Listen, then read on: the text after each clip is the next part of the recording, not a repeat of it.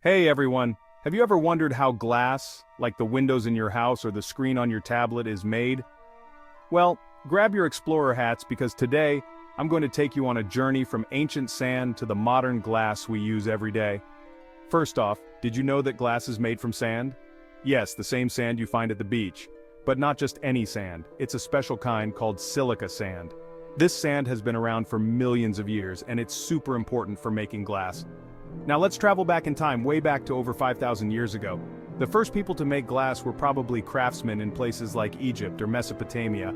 Imagine them long ago discovering by accident that sand can turn into something so clear and shiny. The process of making glass starts by heating silica sand to a super high temperature. We're talking about 1700 degrees Celsius. That's hotter than a volcano.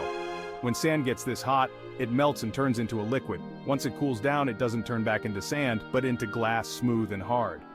Now, you might be wondering, what else do we add to make glass? Well, we mix in some soda ash and limestone. This mix makes the glass melt at a lower temperature and helps it become even clearer and stronger. The chemical formula for this kind of glass is mostly SiO2, with some other chemicals mixed in to make it just right. Glass is super useful and you can find it almost everywhere. From the glasses we drink from, to the windows in our homes, to the screens on our devices, it helps us see things better and keeps us safe from the wind and rain.